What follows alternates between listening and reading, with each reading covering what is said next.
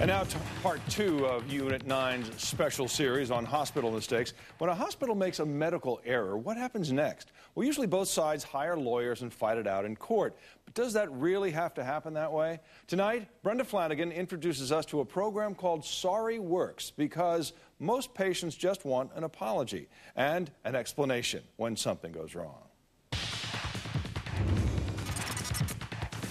Doctor put his hands up.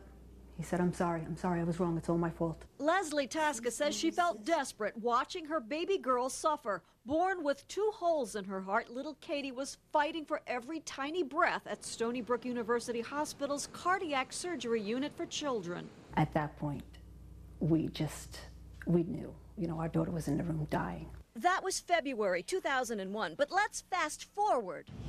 5 years later, a different family. I didn't know if she was going to make it if we didn't take her out.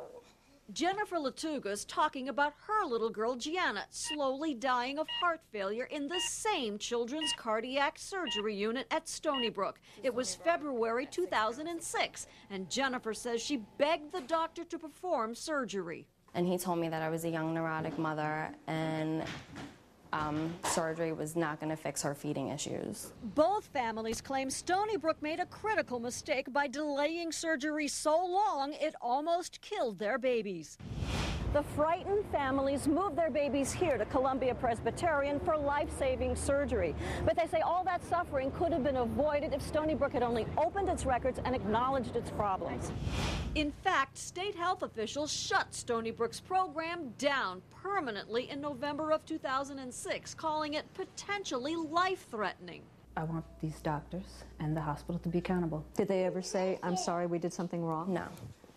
Not once? Not once. The family is entitled to an apology. And a full explanation, says Eileen Corinna. Her 4-year-old son bled to death at a different hospital following a routine tonsillectomy. By not talking about it, it's going to be swept under the carpet, and you and I are equally as vulnerable when we go in the hospital that this can happen.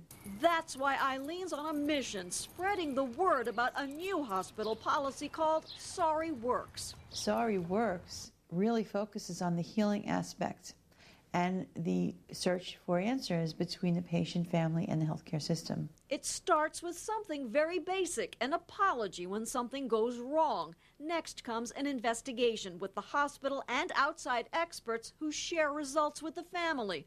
Finally, resolution. If it did make a mistake, the hospital admits it and fixes the problem. Often, it offers to pay for damages right up front. If the family is entitled to compensation, they can talk about compensation. If they're entitled to additional health care, they could talk about getting it. Some families still sue, but hospitals using the Sorry Works model report fewer lawsuits and lower legal costs.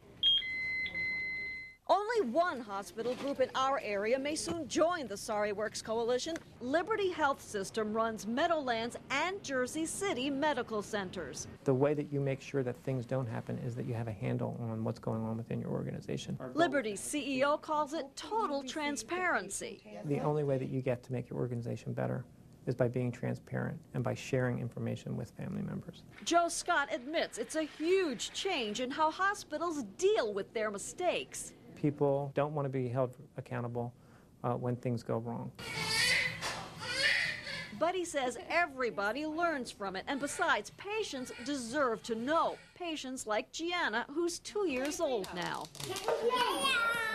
Her surgical scars faded, but not her parents' anger. They say the medical staff knew Stony Brook's program endangered its patients. 3 babies died there. The surgery unit's still closed. You give these people your baby's life. It's in their hands. And they shouldn't be allowed to do that to somebody. 4 families will sue for damages. Stony Brook had no comment. Brenda Flanagan, Unit 9. Well, it's one thing to say you're sorry, but how can hospitals actually reduce the number of mistakes that they make? Well, here's an idea. Make them pay to fix those mistakes instead of spending your tax dollars. That plan is already in the works, and we're going to be telling you about it tomorrow night in part 3 of our Unit 9 series.